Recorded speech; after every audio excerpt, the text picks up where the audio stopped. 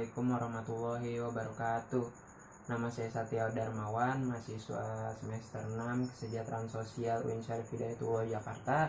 Di sini saya akan menjelaskan tentang teknik pra dan mensimulasikan tentang teknik pra peta desa. Untuk simulasinya bisa dilihat kelanjutannya. Mari.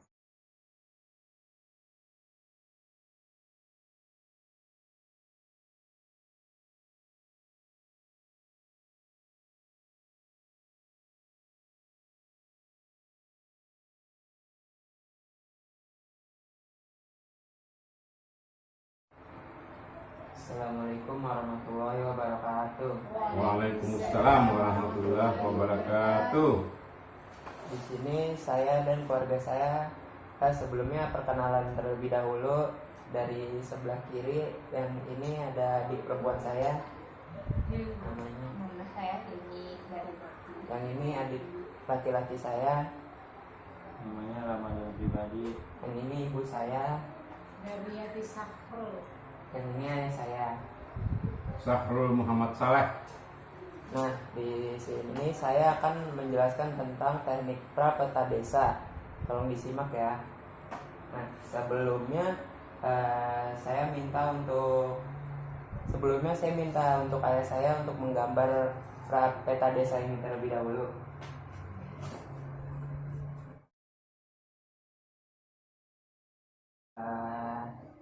Abang mau tanya nih sama semuanya, selama PSBB ini dan ada himbauan stay at home itu, di sekitaran daerah rumah kita nih ada masalah atau kendala apa aja sih? Dari Papa silakan. Baik, Bismillahirrahmanirrahim. Assalamualaikum warahmatullahi wabarakatuh. Seperti yang kita ketahui bersama bahwa PSBB ini adalah ketentuan pemerintah yang patut kita ikuti bersama sebagai warga negara dan warga masyarakat. Sampai saat ini kondisi kami di wilayah Munjul, tepatnya di RT 03 RW 08, bahwasannya belum ada terindikasi terpapar COVID-19 ya. Tapi bagaimanapun terhadap PSBB ini kami lagi-lagi serentak ya, mengindahkan ajakan pemerintah dalam rangka social distance ya. Nah, hal ini sebetulnya dalam sisi kesehatan kami terlindungi, tapi di sisi penghasilan sebagian besar masyarakat kami di sini berpenghasilan dari ruang usaha, berdagang, bahkan sebagiannya lagi ada yang Gojek ya gitu ya. Dalam kondisi itu telah beberapa kali pemerintah mengucurkan dana bantuannya berupa sembako gitu ya. Patut disyukuri dan diucapkan terima kasih atas niat baik pemerintah atas layanan sosial itu ya. Tapi itu semua sebetulnya tidak sama dengan kondisi normal pada saat sebelum terjadinya PSBB ataupun dampak COVID ya. Di mana ketidaknormalannya itu, penghasilan masyarakat itu tidak bisa diukur secara cermat karena emang kebutuhan anak, kebutuhan sekolah dan lainnya menjadikan kendala dalam sisi ekonominya. Mungkin ya di situ kendalanya di sisi ekonomi, tapi ada sedikit upaya dari lingkungan kami bahwa yang berlebih berbagi kepada yang kekurangan. Tetapi lagi-lagi itu tidak bisa berjalan dalam waktu yang cukup lama. Dan harapan kami di sini semoga COVID dan program PSBB dapat disudahi agar kondisi hidup kembali normal seperti sedia kala. Mungkin begitu permasalahannya. Nah, setelah dari ayah saya, ada lagi nggak yang mau menyampaikan kendala yang dihadapi sama PSBB? Kalau saya sebagai mahasiswa, kendalanya dari segi isi internet, misalnya aja kayak ada kendala dalam wifi, misalnya ada mati listrik atau wifi yang rusak, sedangkan hari itu ada jam kuliah, pasti ya gitu. Terus kalau misalnya laptop yang biasanya dipakai lagi nggak ada atau rusak, itu juga menjadi penghambat untuk menjalani kuliah sih. Itu aja. Iya. Sudah. Nah, setelah dari Hilmi ada lagi nggak yang ngomong nih kendala-kendalanya? Kita ngomongnya. Kendalanya ini social distancing, banyak jalanan yang di lockdown, terus nggak bisa pergi kemana-mana dan harus menggunakan masker, karena kalau tidak menggunakan masker sekarang sudah ada dendanya. Dan kalau mau main futsal susah karena nggak ada yang buka lapangannya. Udah, Itu aja sih. intinya ribet lah ya semuanya di PSBB.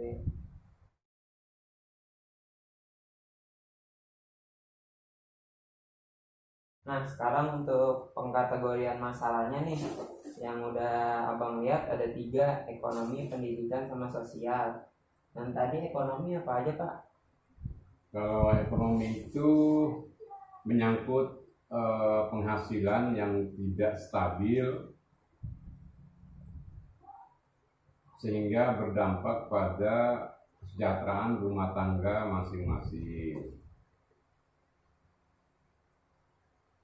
Terus? Berikutnya adalah ekonomi juga berimbas pada kekhawatiran para kepala keluarga terhadap pembiayaan anak, ya dan seterusnya kaitannya dengan ruang belanja rumah tangga. Ya mungkin harapannya cuma itu aja sih ya. Semoga badai ini cepat berlalu dan kita kembali pada posisi normal dan insya Allah kembali bisa menjalani hidup sebagaimana layaknya, gitu aja. Nah, yang untuk pendidikan nih, tadi apa nih? Yang pertama dari kendala internet. Kendala internet ya? Iya. Internet. Terus yang kedua ada fasilitas kayak misalnya laptop atau komputer. Kalau misalnya terkena masalah kayak misalnya rusak atau lagi nggak ada laptopnya. Sama terakhir paling materi pengajarannya aja sih yang lebih susah untuk ditangkap sebagai mahasiswa. Itu aja.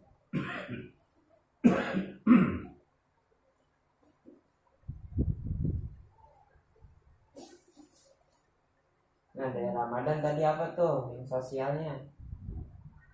Kategori masalah sosial. Yang pertama, keluar rumah wajib pakai masker dan dibatasi. Terus apa lagi? Lapangan futsal jarang ada yang buka, jadi susah dah main futsal. Nah, Udah itu aja yang bisa saya sampaikan. nah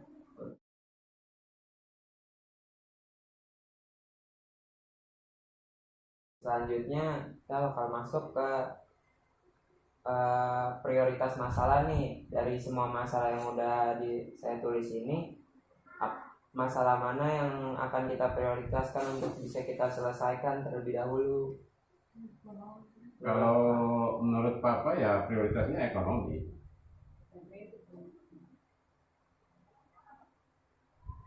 Karena Prioritas ekonomi kenapa? Ini dilihat dari dua sisi. Jadi penyelesaian masalah ekonomi itu tidak bisa dilihat pada sisi yang satu. Sisi pertamanya adalah kesadaran masyarakat dalam mengindahkan program PSBB, ya. Nah, apa indikasinya? Indikasinya itu adalah penekanan penyebaran virus, ya. Jadi secara tidak langsung masyarakat itu punya kontribusi terhadap pemutusan rantai-rantai penyebaran virus COVID. Nah, setelah masyarakat melakukan itu, insya Allah pemerintah tidak lagi membuang APBN maupun APBD-nya untuk dilemparkan kepada masyarakat karena wabah COVID. Artinya pemerintah daerah maupun negara tidak lagi terbebani ekonominya di sisi APBN maupun APBD karena ruang usaha masyarakat telah berjalan sebagaimana mestinya dan masyarakat tidak lagi membebani pemerintah. Itulah konklusi besarnya dalam hal mencarikan solusi bersama ini. Mungkin begitu dari saya. baik, pemerintah Dan masyarakat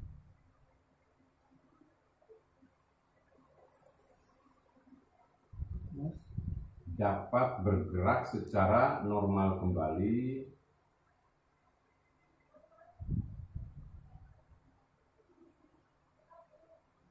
ya, sehingga ekonomi kembali membaik.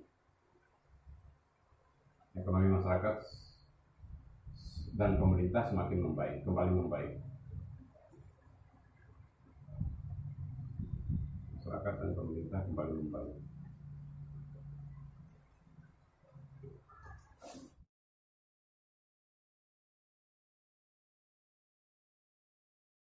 Sekarang masuk ke tahap sebab akibat.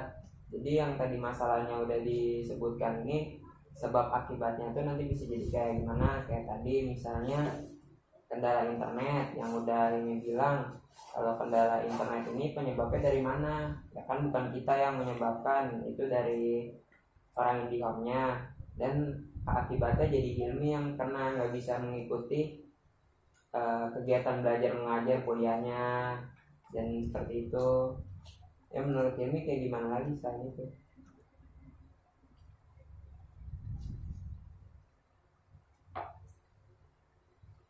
Penyebabnya Terus apa kita? selain dari IndiHome-nya, Ya, ya bisa mati listrik. Jadi Sebabnya mati listrik. ya wifi-nya tidak berjalan, jadi akibatnya nggak bisa itu tuh ya.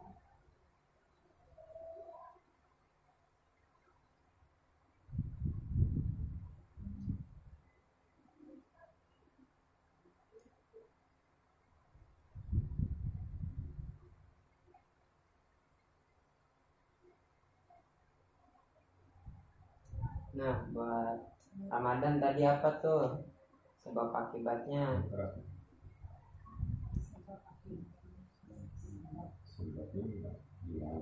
Dilarang keluar rumah, Terus jadi kenapa kalau udah dilarang keluar rumah tuh? jadi bosan, kurang bermain,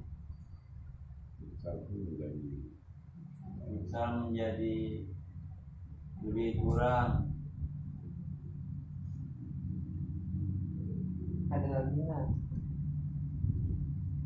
Jadi itu aja sih.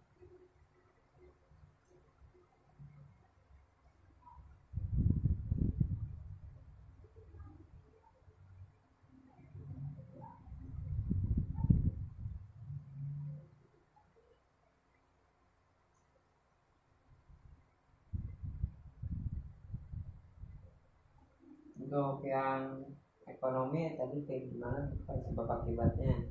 Ya kalau sebabnya jelas ruang yang diluncurkan oleh pemerintah berupa PSBB itu kan sebabnya. Kenapa pemerintah melakukan itu? Karena emang itu tadi berupaya memutus mata rantai sehingga pemerintah mengeluarkan kebijakan PSBB. Dan itu sebabnya. Nah, apa akibatnya? Kembali lagi tadi, ekonomi masyarakat tidak berjalan sebagaimana mestinya karena ruang usaha hampir 75% ruang usaha masyarakat itu tidak berjalan sebagaimana mestinya. Itu aja dampaknya, akibatnya itu.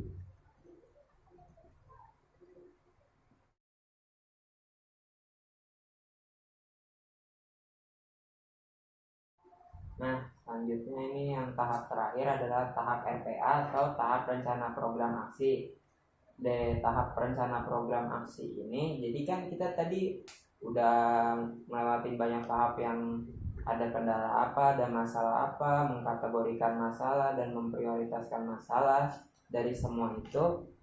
Jadi kita dari semua masalah tadi kita buat rencana program aksinya dari setiap masalah yang kita sebutkan tadi. Nanti kan?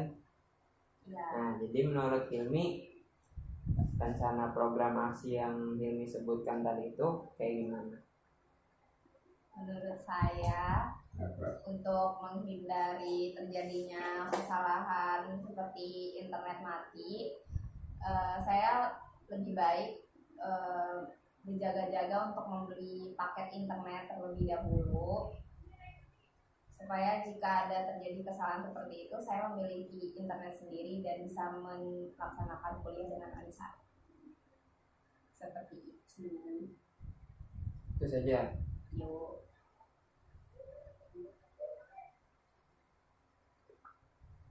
Ramadan apa tadi? Aksi saya membantu orang tua seperti mencuci motor, mencuci piring, ngepel, menyapu. Udah banyak. Udah itu aja. Nah, kalau dari tadi yang Papa sampaikan apa tadi ya rencana program aksinya? Kalau program aksi di ruang ekonomi mungkin ada baiknya saya percayakan kepada istri saya sebagai manajer keuangan. Silakan Bu. Oke, dari saya ibu rumah tangga sekaligus manajer keuangan di keluarga kami, paling tidak saya pangkas habis biaya ke rumah tangga 25 sampai 40 paling tidak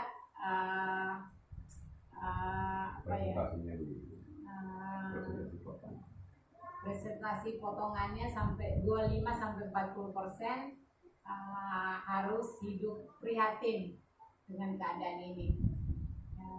Mungkin itu aja kali ya dari saya, dari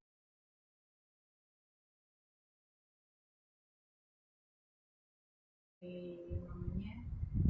Nah, baik. Sudah saya catat semua. Nah, berakhirnya sudah simulasi teknik prapeta desa. Dengan ini saya Satya Darmawan dan keluarga mengucapkan Assalamualaikum warahmatullahi wabarakatuh.